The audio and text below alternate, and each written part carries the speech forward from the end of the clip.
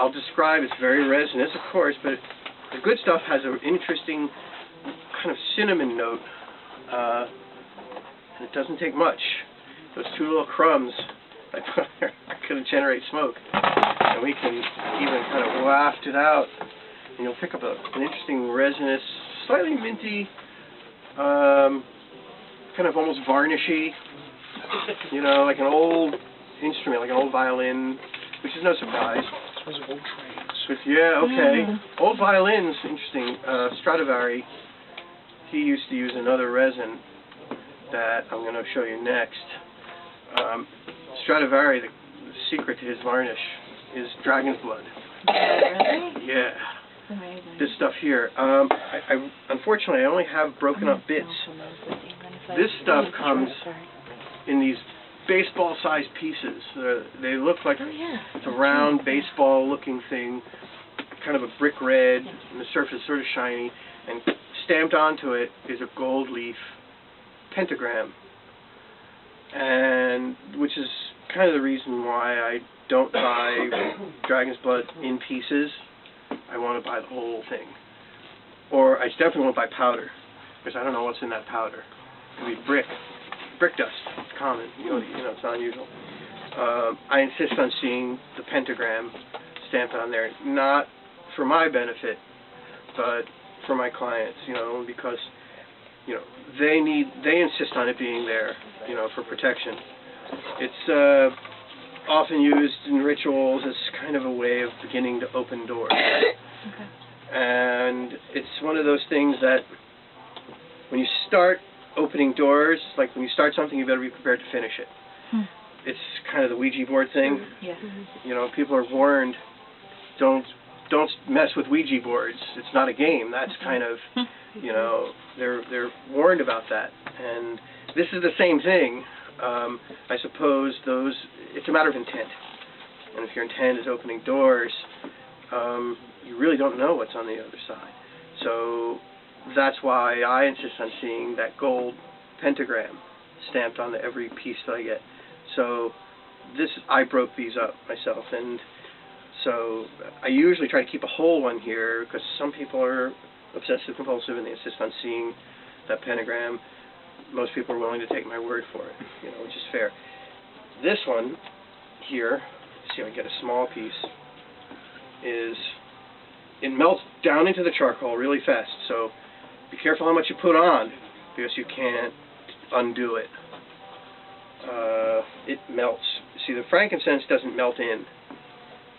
You can kind of flick it off if you want. This stuff will melt in, and once it's in there, forget it. This has a kind of rosy, tobacco-y, kind of cigar leaf fragrance, and it's, if you need to get closer, please, you know, slightly rosy, slightly tobacco-y, naturally resinous, you know, sort of varnishy, like all these resin incenses.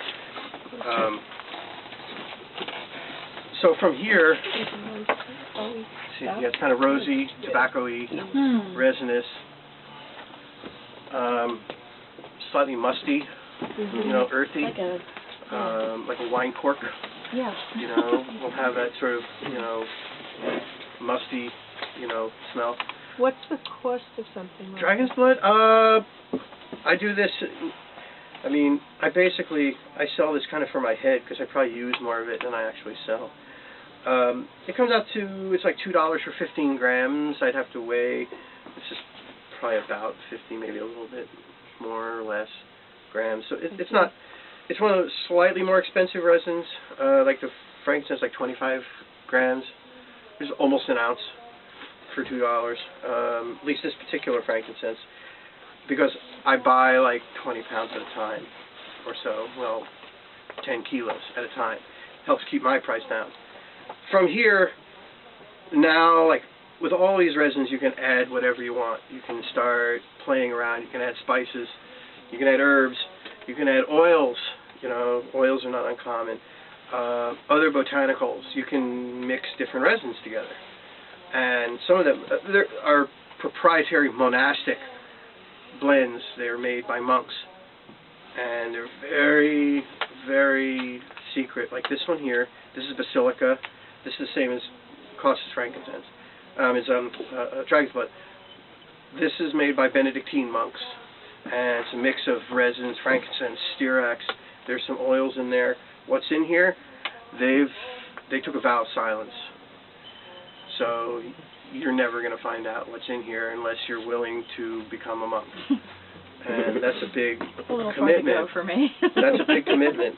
So this is one of the most famous of resin blends, probably. It's called Basilica, and it's a monastic blend, predominantly frankincense. But there's some things in there I can't identify. I think, I don't know.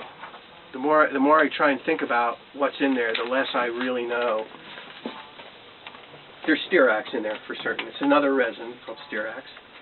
It's not a nice name. You know, sounds like like a plastic. You know, doesn't it? But it doesn't smell. And it's slightly buttery. Yeah. There's a material that has this smell called diacetyl acetate or diacetyl. You'll smell it like in movie popcorn. It has a little bit of that going for it. Certain kinds of beer, particularly German beers, will actually have a diacetyl. And when it's strong, it almost smells a little like scallops. The diacetyl, it'll smell. But it's a buttery sort of smell. It's really unusual. It's really, really unusual.